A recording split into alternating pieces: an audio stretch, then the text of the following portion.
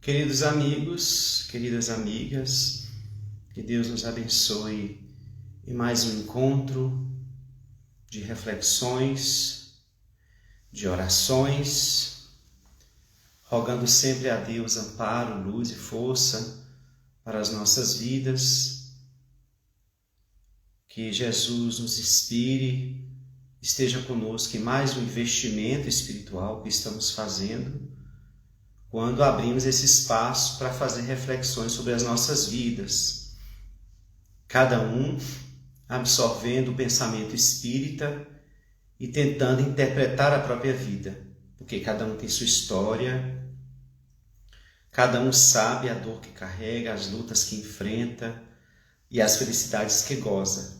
Então, por conta disso, é importante nesse momento elevar o pensamento a Deus, a nosso Senhor Jesus Cristo, aos bons espíritos, para que a nossa sintonia se fortaleça junto ao alto.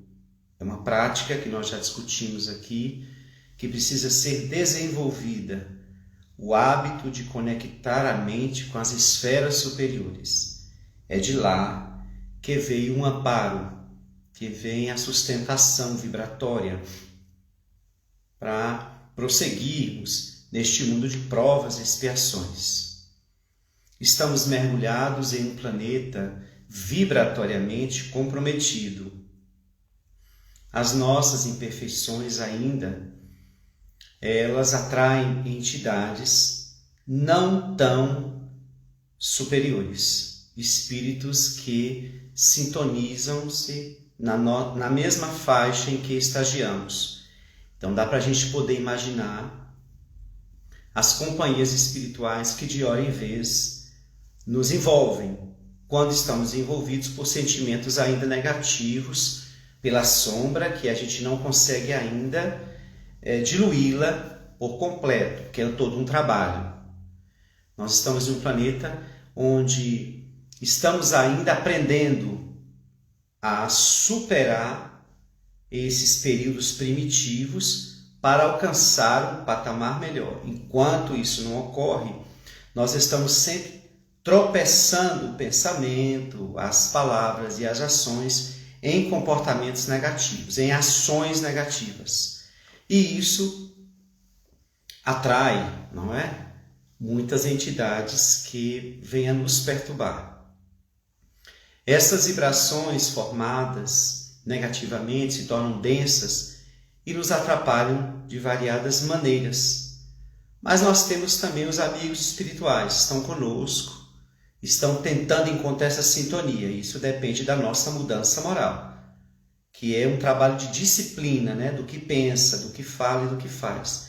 É um trabalho que requer muito de nós, porque não temos esse hábito de lidar com a espiritualidade que não seja dentro de um templo, dentro de um ambiente físico. Mas a doutrina espírita nos propõe uma conexão nossa com Deus, partindo do templo interior.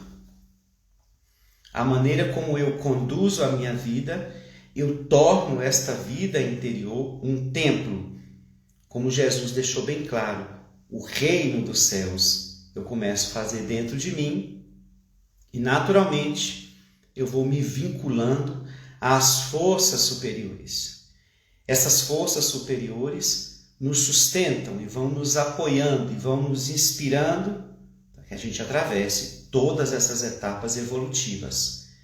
Então, todas as vezes que nós nos reunimos para estudar algo da ordem espiritual, da proposta de Jesus, e hoje, tratando sempre nas terças-feiras a proposta da doutrina espírita, nós vamos trabalhando esses conteúdos. A melhor maneira de se recuperar do passado que trouxemos, um passado cheio de culpas e delitos, é fazer primeiramente esse costumeiro exame sobre nós.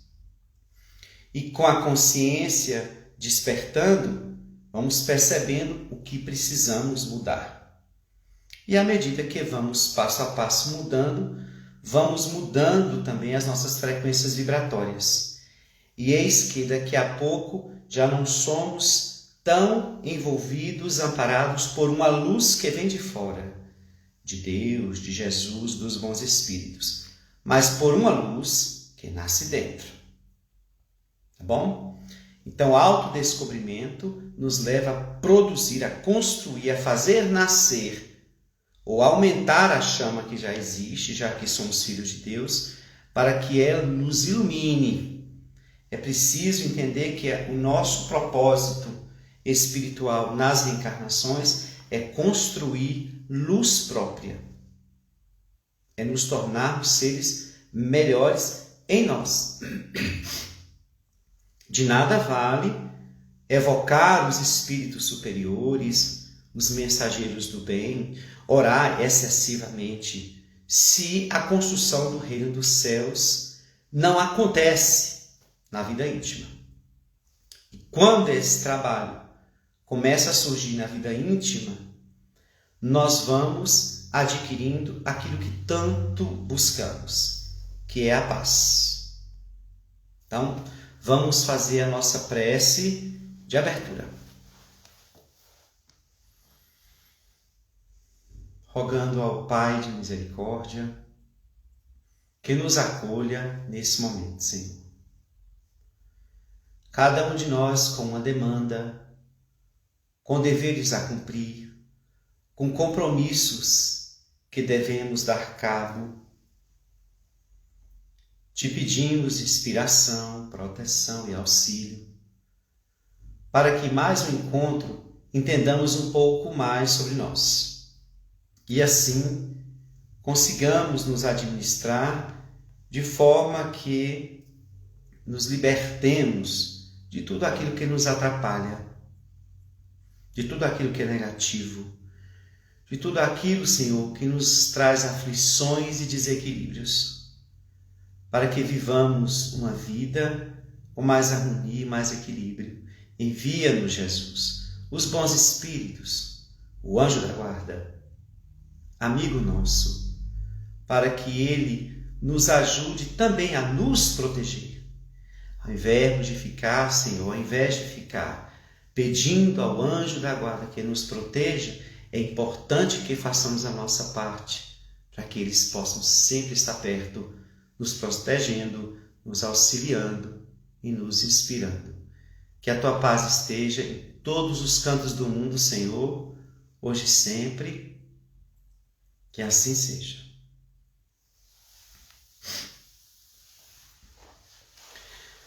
O tema da noite: condições para a felicidade. O texto de Joana está escrito condições de felicidade. Mas nós vamos abordar basicamente dentro da linha que ela nos propõe para examinar esse tema, que é muito complexo. Ele tem várias vertentes e cada um tem uma leitura, não é? Sobre o que seja felicidade. Então, há sempre aquela pergunta que muitas vezes nos leva a ficarmos pensativos. Você é feliz? A gente pensa, algumas pessoas dizem sim, outras dizem não, outras dizem mais ou menos. Mas essa pergunta, ela provoca uma análise muito particular. Porque cada indivíduo, na sua singularidade, define, determina o que para ele é felicidade. Ou o que para ele não é felicidade. Mas, se começarmos a falar da felicidade no mundo, na Terra, no mundo material, nós vamos perceber que parece que há um padrão básico que nos leva a interpretar se somos ou não somos felizes. E muitas pessoas fazem a interpretação do ser ou não ser feliz pautados no ter. Joana de Ângeles deixa claro em alguns textos que muitas pessoas ainda estão muito presas à matéria, ainda estão muito presas à fantasia das paixões terrenas. Então, quando se fala em felicidade, ela visa tão somente o ter. Então, para dizer se está feliz ou não, ela começa a raciocinar se ela tem uma casa, se ela tem um carro, se ela tem dinheiro, se ela tem um amor, um afeto, o que ela tem, se ela se realiza naquilo que ela busca no mundo. Então ela faz primeiro uma viagem pelas conquistas materiais. A gente pode começar falando sobre esta felicidade, tá? Mas que é preciso entender à luz do Espiritismo. Nós estamos convidando a analisarmos a felicidade à luz do Espiritismo, baseados na reencarnação, tá? Na lei de causa e efeito. Então, quando a gente busca a felicidade no mundo, a gente naturalmente vai em busca das conquistas materiais, o que é fundamental para se viver bem. Nenhuma criatura pode no mundo, no planeta Terra, dizer que está feliz, abandonando todas as buscas, todos os investimentos, abandonando o trabalho e ficando a esmo. Não. Nós somos seres gregários, somos chamados a conviver uns com os outros e existe a lei do trabalho. É necessário que o indivíduo se esforce para buscar viver bem no planeta em que é convidado a estagiar. Estamos matriculados nessa escola chamada Terra e precisamos desenvolver aqui um bem-estar, que pode ser considerado como uma felicidade. E por isso precisamos ter as conquistas materiais, precisamos nos esforçar, trabalhar, enfim. A questão que nos pega nessas buscas é porque nós já somos espíritos bem apegados à matéria. Então, quando a gente vai fazer a busca do ter, não é porque, na maioria das vezes, na maioria das pessoas, não é porque são necessidades básicas, vamos dizer assim, para se viver em um mundo material. Nós estamos ainda carregando dois gigantes da alma, que é o orgulho, que é o egoísmo, que gera o orgulho. Esses dois gigantes, eles levam a criatura a ter uma interpretação do ter. Não é essa forma espiritual que eu disse, no sentido de eu preciso viver no mundo da melhor forma possível, porque eu estou estagiando em um corpo e o corpo precisa disso. Estou na matéria e esta situação, esta condição me leva a buscar. Não. A maioria das criaturas buscam para extrair dessas conquistas no ter os prazeres.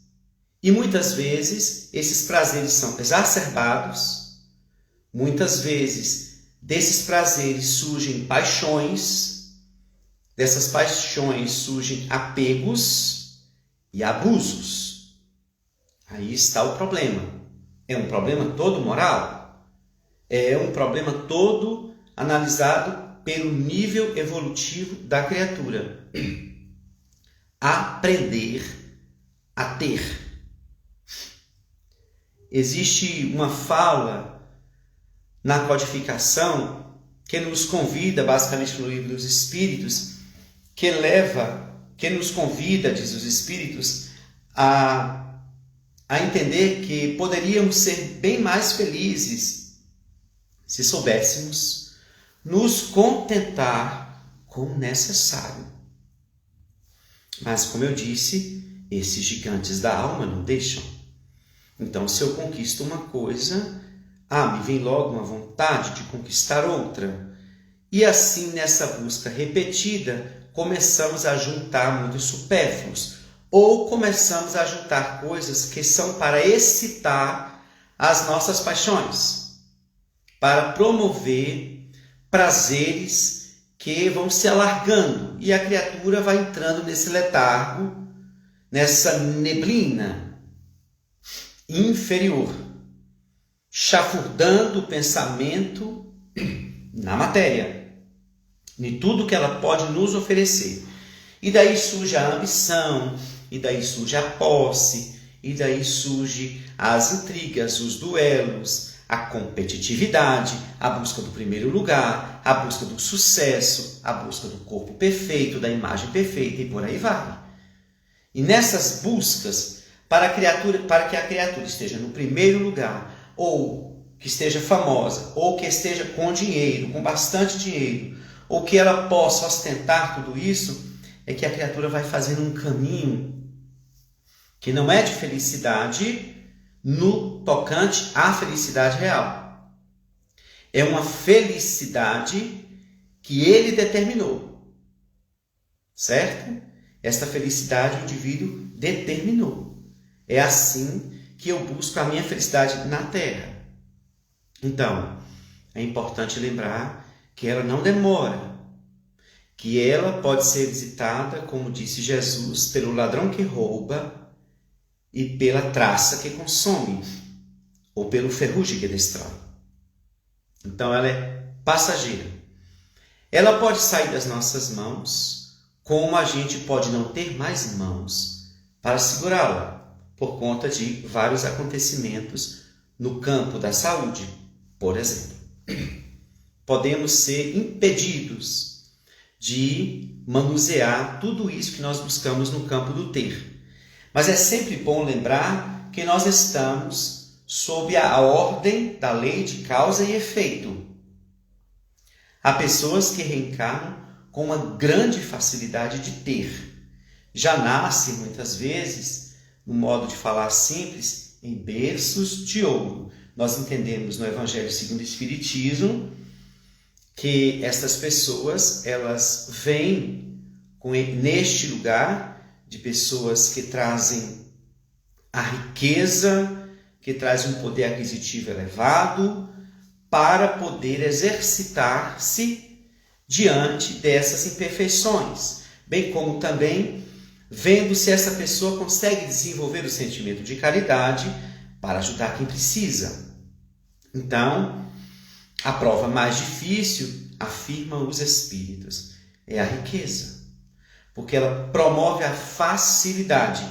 E no nível evolutivo em que estamos, facilidade, nós não conseguimos administrar muito bem.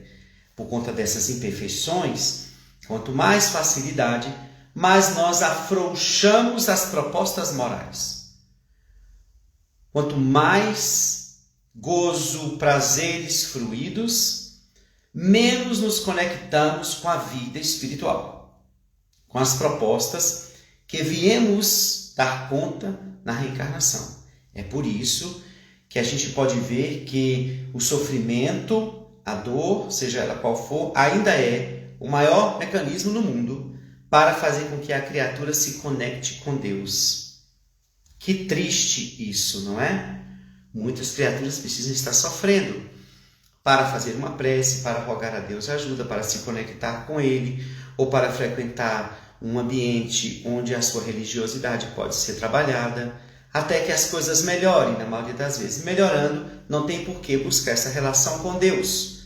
Então, ainda existe, no campo do comportamento da criatura humana, essa busca de uma barganha com Deus. Eu oro, eu peço, eu rogo, eu te louvo, Senhor, contanto que me oferte isso, me oferte aquilo, me dê isso, me livre daquilo. Esse bem-estar voltando, muitas criaturas abandonam suas propostas espirituais, porque ficam inebriadas pelas paixões, por tudo aquilo, por todos aqueles problemas que foram sanados e por conta da felicidade que jorra, ela naturalmente não se sente impulsionada. A felicidade ainda não nos impulsiona, a felicidade na Terra ainda não nos impulsiona para Deus, mas as dores sim. Então essa felicidade nós podemos encontrar em coisas pequenas, e aí cada um, no momento que está ouvindo a minha palestra, vai fazendo o seu exame. Qual é a sua interpretação sobre o que é ser feliz? Você é? Partindo de quem você é? Ou de quem? Não, eu não sou feliz. Por quê? Responda-se. E aí você vai começar a examinar o que você está definindo para a sua vida que lhe faria feliz.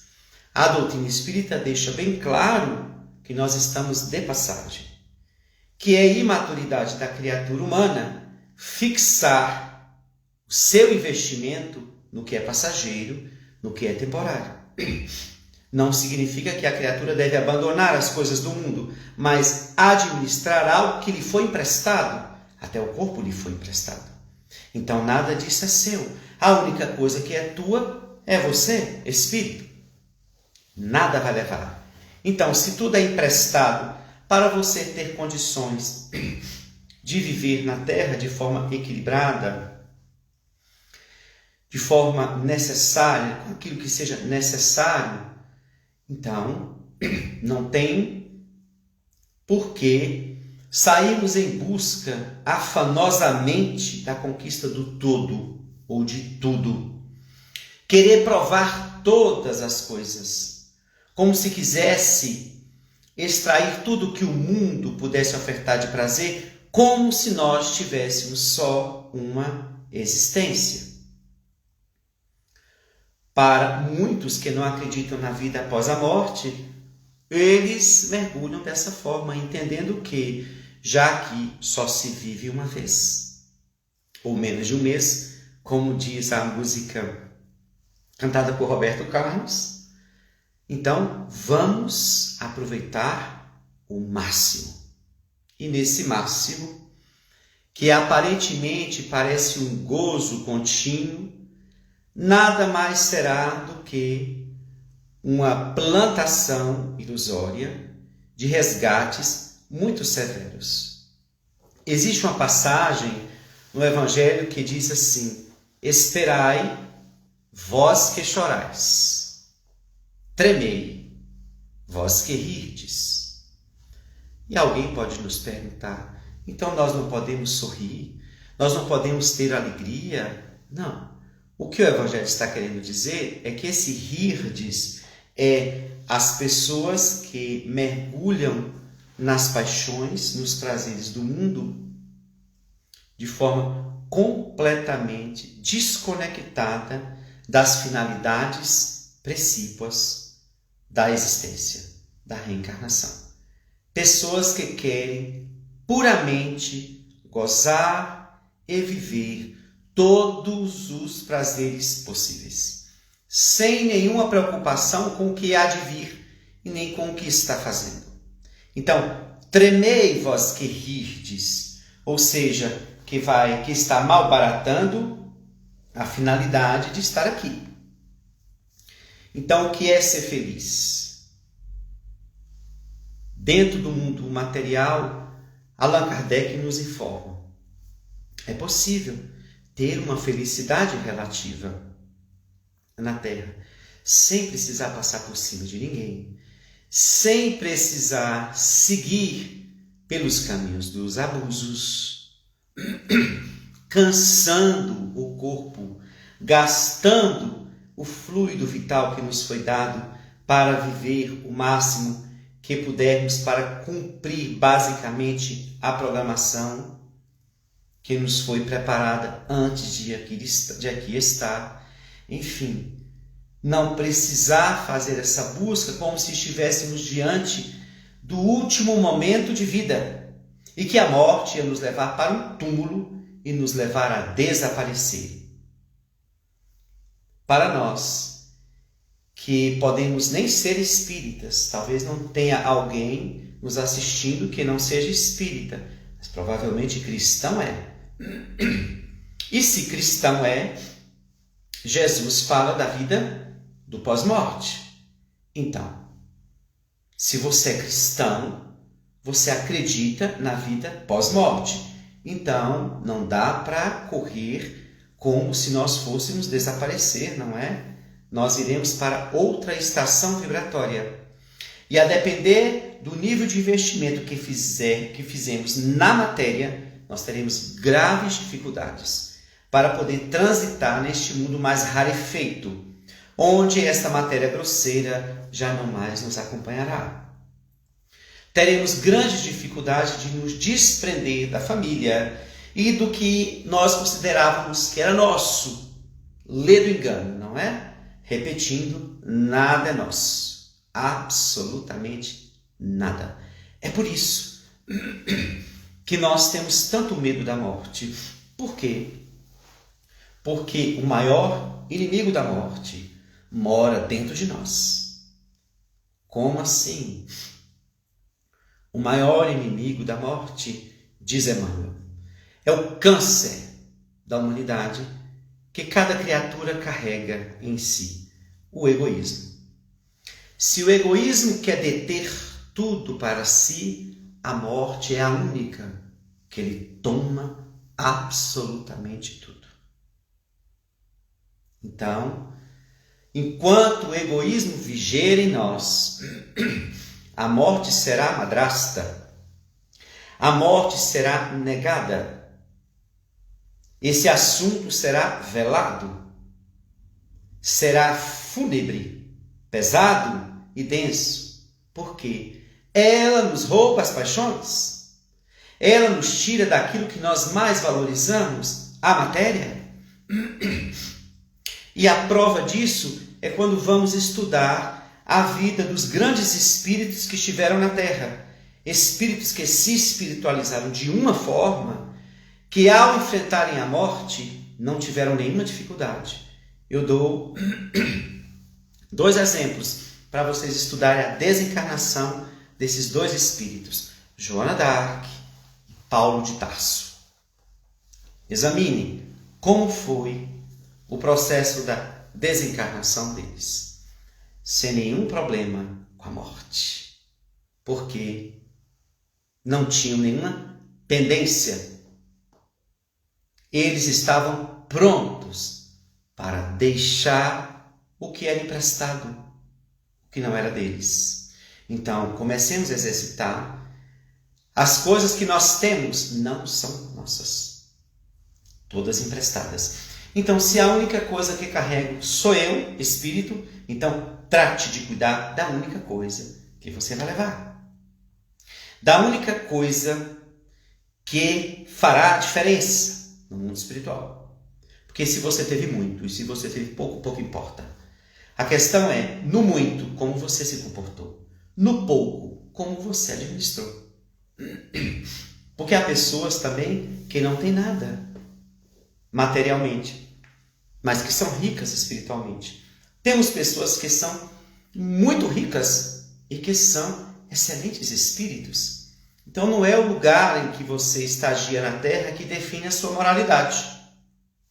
Como há pessoas vivendo na miséria, carregando um orgulho absurdo, e pessoas mergulhadas na riqueza de uma humildade indizível.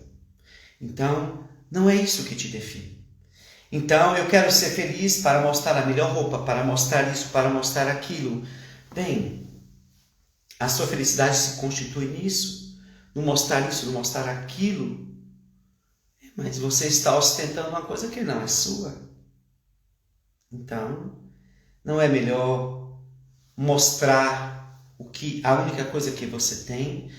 Para mostrar eu, espírito, eu preciso trabalhar muito para que eu, ao mostrar, exale as melhores vibrações. E isso dá trabalho, não é? Então, a felicidade no mundo, diz o Evangelho, é uma felicidade que nós não precisamos ficar presos à espiritualidade o tempo todo, orando. Não. Os Espíritos nos informam, se estão no mundo é para viver no mundo. A questão é como viver neste mundo. A vida espiritual chega, o desenvolvimento da nossa religiosidade chega através das religiões, através, no caso nosso, da doutrina espírita, para nos dar uma informação acerca de todas as leis que regem o universo, de onde viemos, o que estamos fazendo aqui, para onde vamos, nos localizando para que a gente entenda todo esse universo criado por Deus, para que a gente saiba administrar a nossa vida. Então esse saber é para que tenhamos um direcionamento de como manusear o livre-arbítrio e buscar realmente se a felicidade está comigo ou não, porque existe um outro fator. Há pessoas que dizem que são infelizes. E esse é um ponto muito sério que eu quero tratar, porque às vezes ela está falando que a sua vida é infeliz, não necessariamente seja por questões externas, mas por conta da natureza do espírito. É o espírito que promove a infelicidade dele muitas vezes. Quer um exemplo? O ciúme, por exemplo.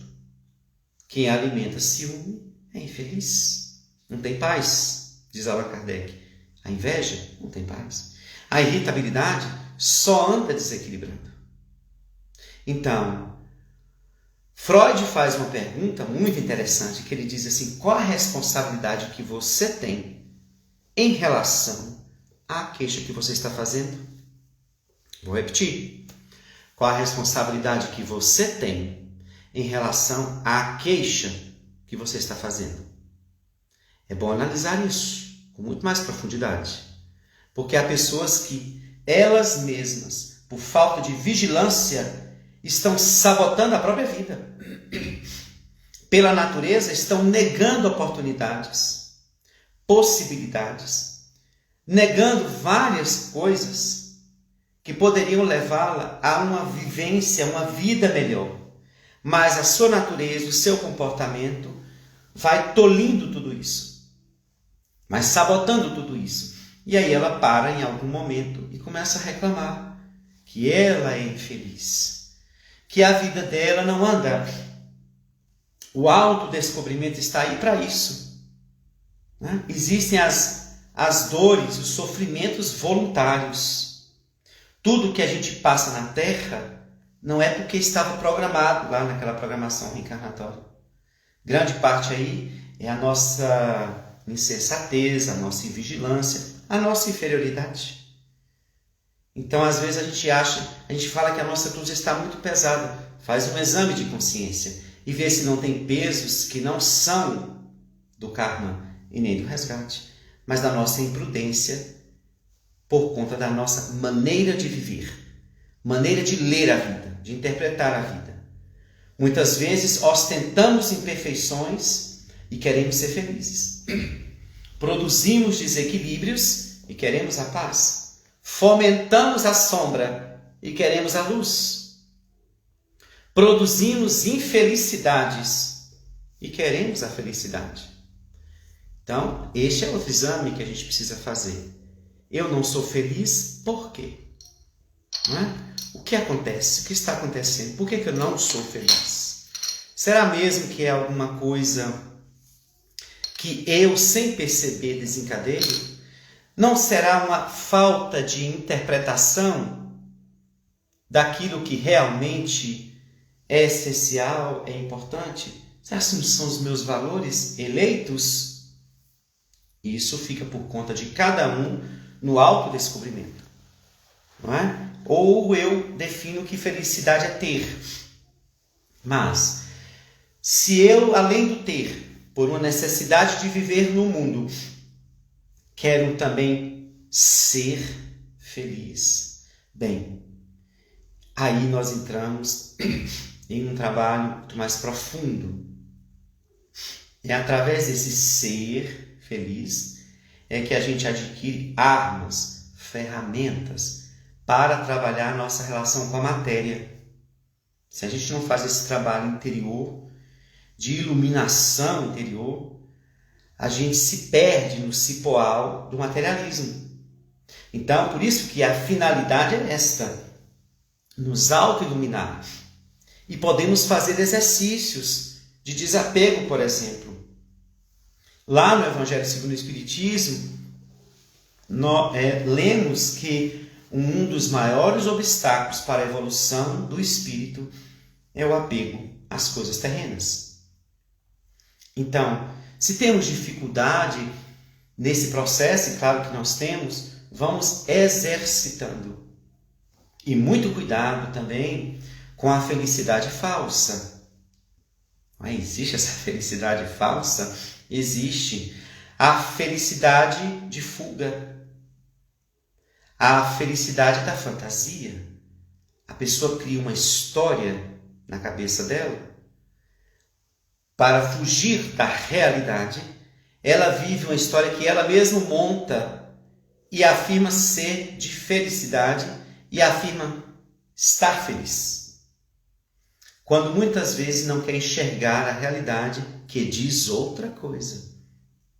Muito cuidado, não é? Quando a gente tenta pôr uma visão em cima de outra, tentando tamponar a realidade. Então, seja muito sincero com você. É mesmo feliz? Porque há pessoas que, para ser feliz, ou pelo menos um pouco mais feliz na Terra, tem que pagar um certo preço. Tem que renunciar a algumas coisas, sacrificar-se em outras. E muitas vezes elas não querem. Então elas preferem a felicidade falsa. Aquela que engana, não é? Nas aparências. Mas a criatura carrega dentro de si várias insatisfações. Não se preste a isto, porque só está enganando a você. E quando sair do corpo, serás responsável por não ter feito algo por si, quando a reencarnação tem por finalidade fazer com que o espírito faça o máximo para ser feliz e para não se enganar.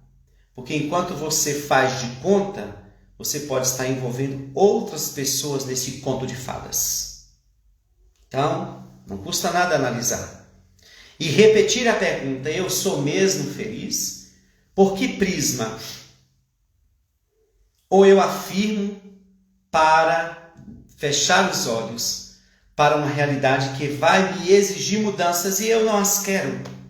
Que vai me exigir ter que tomar atitudes, mas eu não as quero. Então, só para a gente ficar a par desse tipo de felicidade falsa, comandada pelas construções das fantasias. É aquilo que a gente desejaria viver. Então, como eu não vivo, eu sonho e faço de conta que essa realidade está comigo.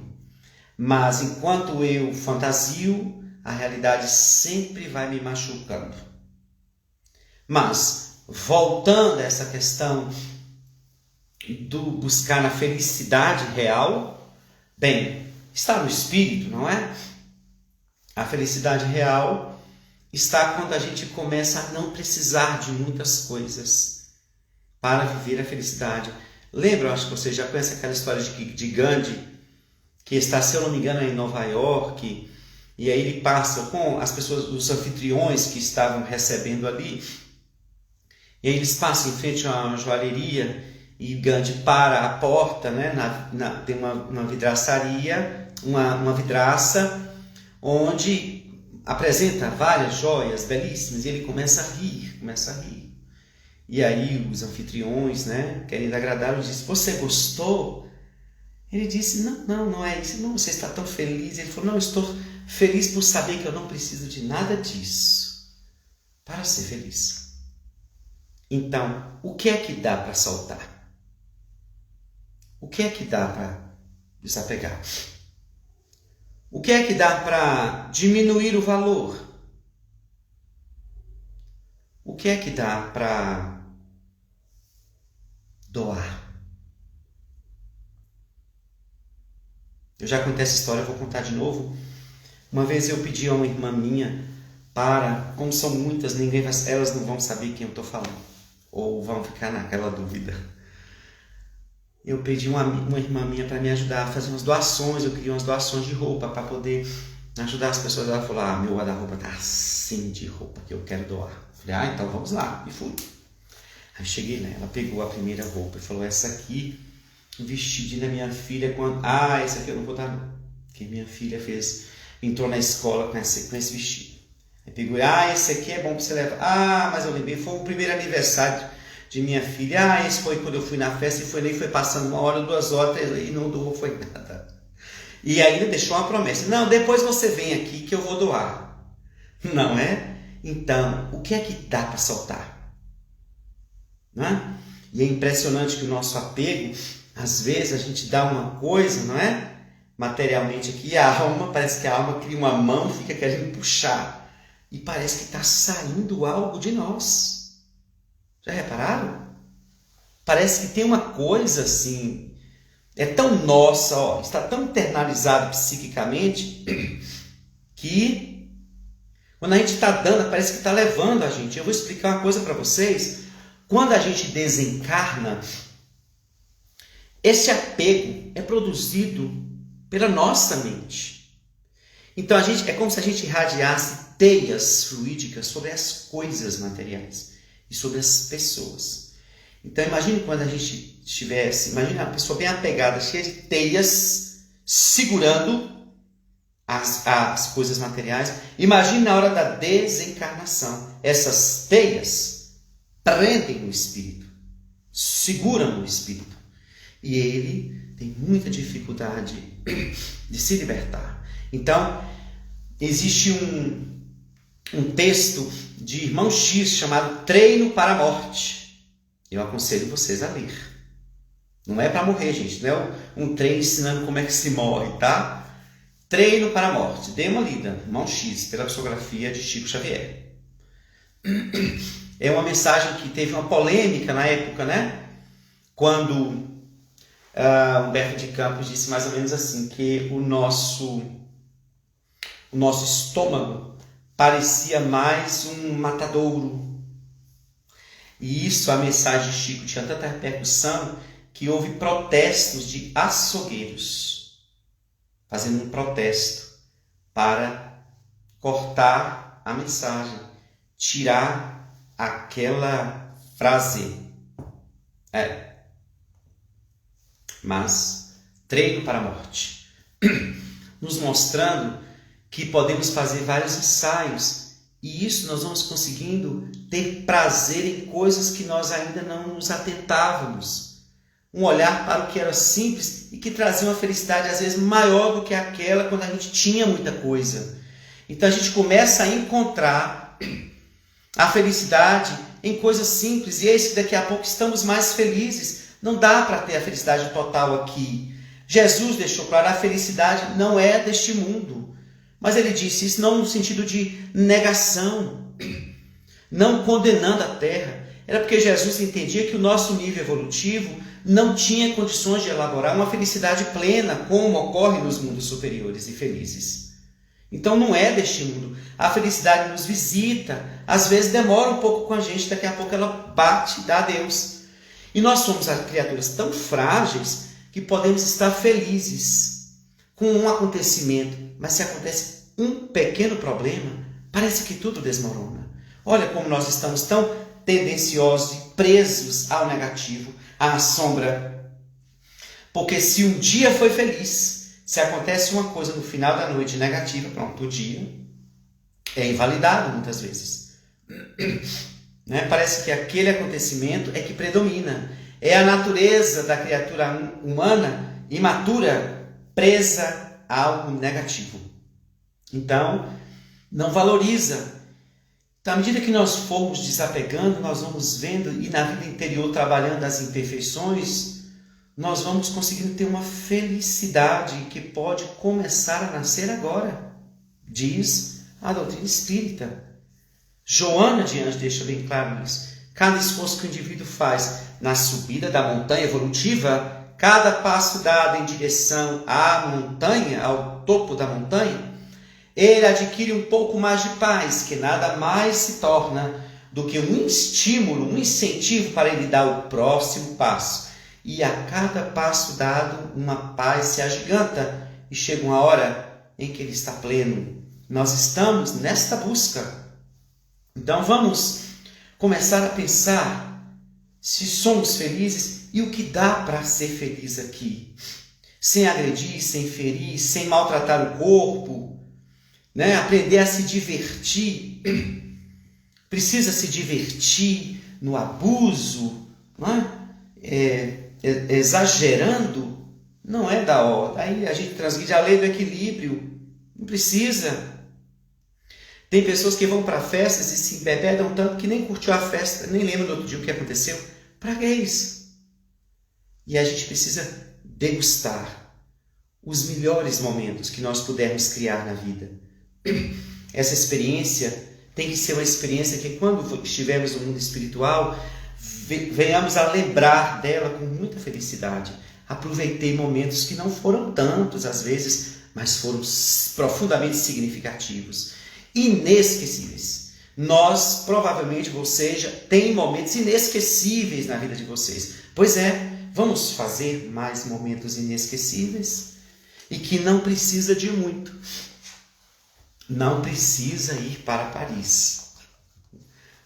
O que seria muito bom, não é? Claro, conhecer um lugar tão bonito, mas podemos fazer a mesma alegria que tem lá em Paris, pode surgir aqui, porque, como eu disse, independe do lugar, não é?